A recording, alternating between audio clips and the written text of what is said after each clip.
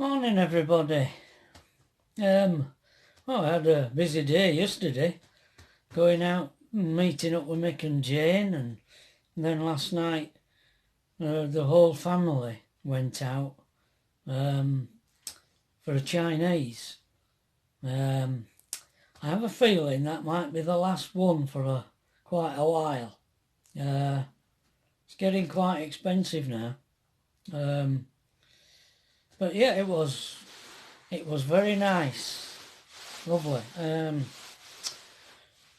So yeah, it was just this weekend, and then next week, Monday we're away.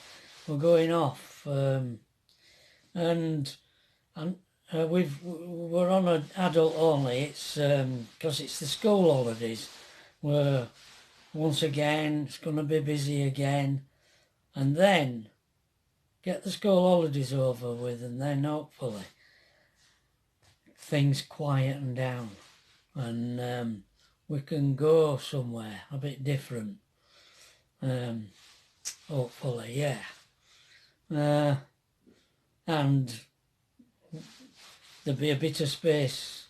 I know that Pat's going to have an hospital appointment coming up, but I don't know when. Yeah, so that's the way we are with us Vanlife, where there are changes coming. I can't say what it is, but there are changes coming. So we're going to be carrying on more or less as we are. I think going off for 3 weeks, coming back to Tracy's for a week, and then off again. Our van life revolves around medication, Pat's medication. So unfortunately there's always going to be a time when we're going to be here and not on the road because of appointments, coming back for medication. It's just the way it is. I'm 75, Pat's 70. It's just a way of life for us, in our old age, in our dotage. I mean, I feel fine. I'm not on any medication, only my inhaler. But that's not to say I won't drop dead tomorrow. But I feel great. Pat feels, she's never felt as well as she is now. She's fine. But these things will continue with her. She's on medication for a heart and for a diabetes. And they're still trying to get to the bottom of this weight loss. Still down at 6'10", mind you, last time she were on it was 6'8", which is not good. So that's, I hope you bear with us on the van life situation. That's how we are. I know I've had comments or two about we're all us here, we're all us in an house, we're supposed to be living in a van. If I could live in a van all the time, that's what I'd be doing. But I mean, we have sold up. We are homeless. This is Tracy's house. We have a room here to come back to, but we're not supposed to be living here. So going back to the story. Hospital's just rung. Oh, hospital has just rung. Oh yeah, the words have just come out of my mouth. 9th of November.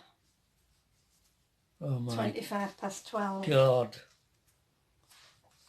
9th of November? Yeah. I don't even know what date it is. It's 22nd today. I'm going to have to stop this video and Book it in. Calculate this. Okay. Well, as it happens, Friday the 9th, that's when she's just had the appointment come through from the hospital. So we would have been back on Friday the 8th anyway for her tablets. It's just she's got to drink something the day before. That's on the Monday. She's got to drink something at breakfast. And they're delivering this by courier, this stuff she has to drink on the previous Friday, the 29th. So thankfully, Alethea, my granddaughter, she's going to be here because she's off school. So she will be here on the Friday to receive this stuff that Pat's got to drink.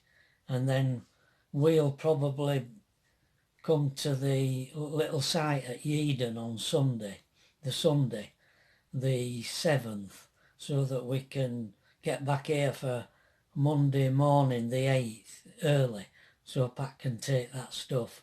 Then Tuesday she goes in to have this scan. That's that. You see, this is the situation that we're in. And I hope you can bear with that. So the stories do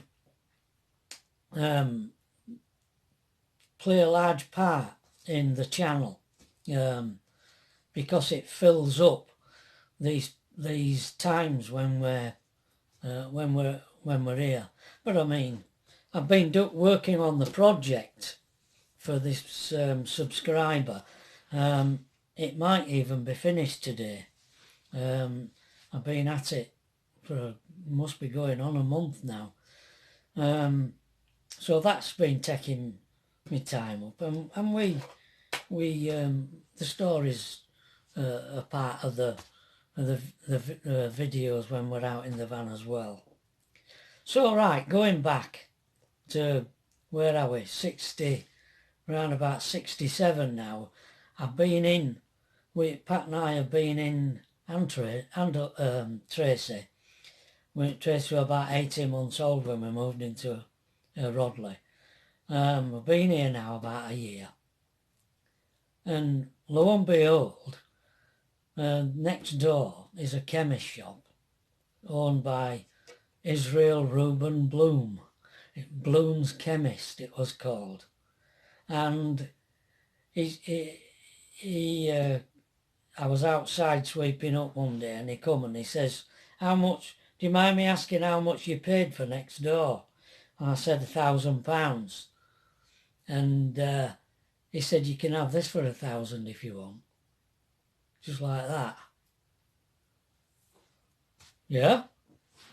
Seriously? He says, "Yeah." He says, "I'm retiring, I've had enough, I'm packing in." So I says, "All right."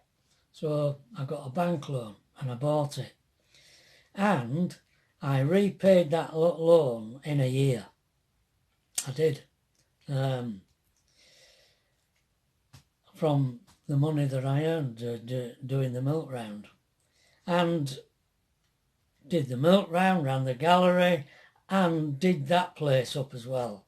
And when I said that Mick, he re-roofed 138, and I watched him, he showed me how to do it, and I re-roofed my sen 136. Hard to believe that I came back from delivering milk and humped all them stone slates up onto that roof my sen, and re-roofed it.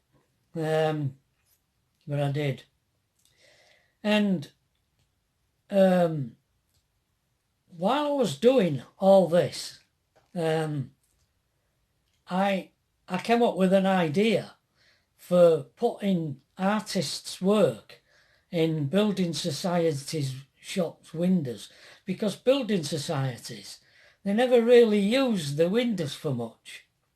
And I thought, I wonder if they'd be open to me putting artists' work in their windows. And it were a way of promoting artists' work. And I travelled. I even stayed in hotels on my night off, on my day off. I'd go to a town somewhere and book into hotel fortnight and go around the building societies in that town. And I built these easels for standing artists' work on, and that sat in the windows of these building societies. And I put them in for a month like I did with the gallery. I did that, and also the council put these glass display cases on the Hedgerow in Leeds, one of the main streets in Leeds. And these glass cases would have been about maybe 4 foot square. They were all glass on all sides with a solid base, and they had a plug in them and a light. And I rented one of these glass showcases on the Hedgerow in Leeds and called it my 24-hour gallery. And I don't even know whether I charged artists to put their work in them. I don't know, I can't remember. But I did. And artists put their work in these glass cases. It only lasted for a short time because it was very controversial, because I knew a lot of artists who did very strange things. One of the people who used the glass case was Airshot Performance Division, who did performances at the gallery to raise money for the gallery. And Peter Hatton and Rob Warby were Pete, he used to paint on video film. Now, videos had only just come out at that time, and they weren't really on sale as a commercial thing. And I really don't know what they were used for at that time. But Pete Hatton used to paint on the film and project it. He did a show at the gallery, projected it onto a wall, and Rob wrote the music for it. And it were all these images being shot onto a wall with this accompanying music. Well, in the glass case on the Hedgerow, he put a monitor that was on day and night, and all these images, he put it were a video player with a monitor on top, and it just went day and night. And also, I think Leeds Playhouse rented it, somebody, and filled it with shoes, completely filled it with shoes.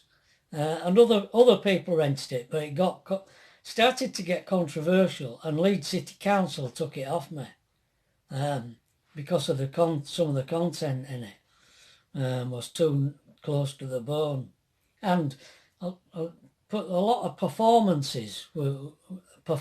art occurred at the gallery too during that period.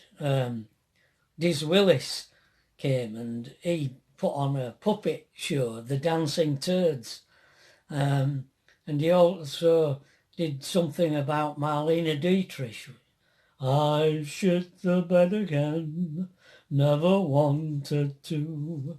What am I to do? Can't help it. And he gave us these drinks to drink, everybody who were at the show. And when we went upstairs, when the lights were turned on, we all had different coloured mouths or dye in this drink, and red, blue, green and yellow mouths. Quite hilarious.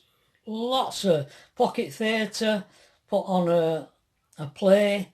We had lots of different performance artists that came, did outrageous things. One of them nearly set the place on fire.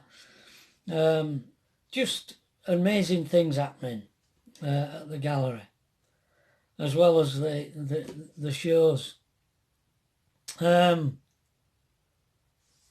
a strange thing happened during that period, because a guy walked into the gallery one day and he just said to me, "You want to get this place listed?" And I said, yeah, I'm planning to do that when when I've completely finished it. And he says, don't wait, do it now. And he gave me the address and the name of the person to write to at the Ministry of Historic Buildings in London.